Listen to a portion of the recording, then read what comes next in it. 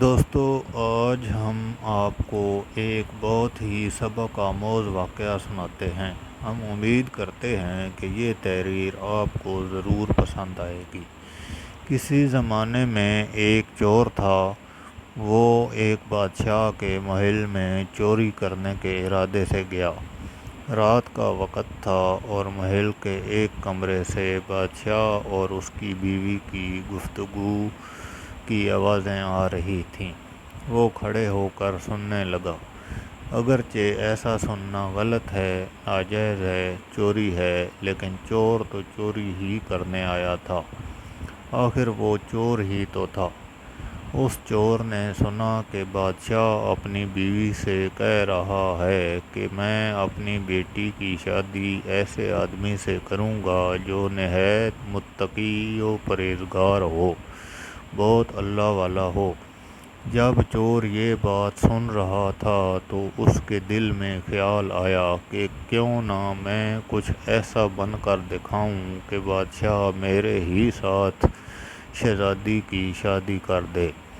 دل میں ایک ہرس پیدا ہو گئی۔ اب وہ چوری کرنا تو بھول گیا، لیکن دھوکہ دینے پر اتر آیا اور گھر جا کر بہت دیر تک سوچنے لگا کہ کس طرح میں اس بات میں کامیاب ہو سکتا ہوں۔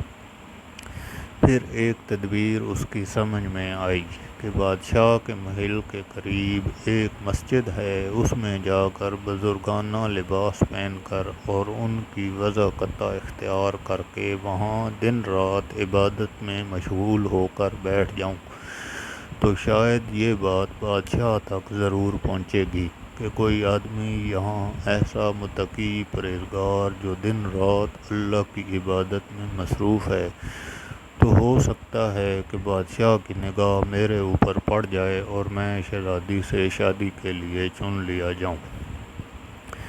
یہ اس چور کا ایک نہایت حقیر اور ذلیل دنیاوی مقصد تھا جس کے لیے اس نے یہ ارادہ کیا۔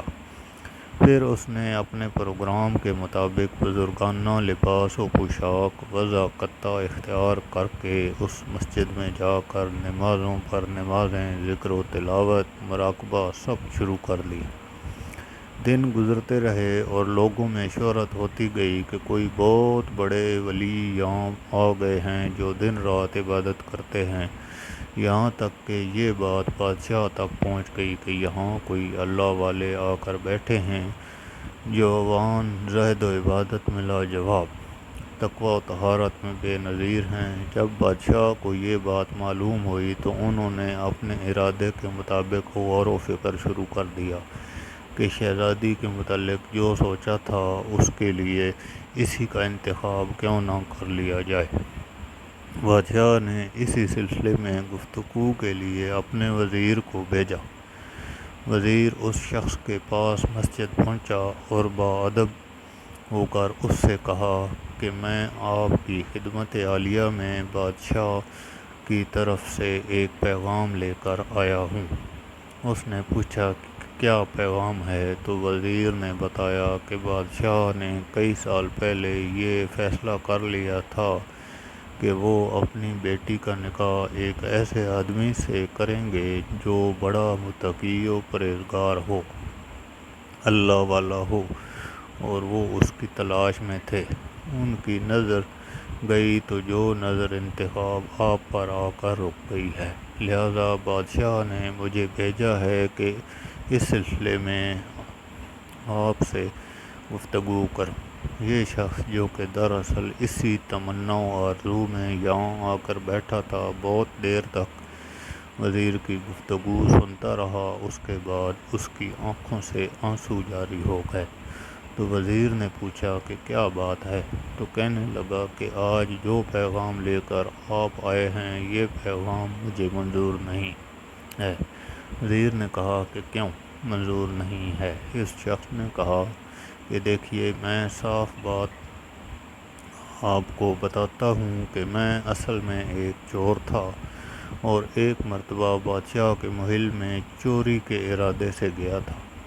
پھر جو کچھ بھی ہوا اس کو سنایا اور اس کے بعد اس چور نے کہا کہ میں نے تو یہ وضاقت اسی حرص کی وجہ سے اختیار کی تھی، لیکن میں یہاں آ کر بیٹھا تو میرے خدا نے مجھے اپنا بنا لیا۔ اب بس اس کے بعد مجھے اور کسی چیز کی ضرورت نہیں۔ میرے لیے میرا اللہ ہی کافی ہے۔ بے شک جب عبادت عبادت ہو جائے، نماز نماز ہو جائے، ذکر ذکر ہو جائے اور ہماری دیگر عبادتیں واقعی عبادتیں ہو جائیں تو بے شک یہ نمازیں اور عبادتیں انسان کو برائیوں سے روکتی ہیں۔ امید کرتے ہیں کہ آج کی یہ ویڈیو آپ کو پسند آئی ہوگی۔ مزید اچھی ویڈیو کے لیے ہمارا چینل سبسکرائب کریں، لائک کریں اور اپنی قیمتی رائے کے بارے میں کمنٹس میں ضرور آگاہ کریں۔ شکریہ۔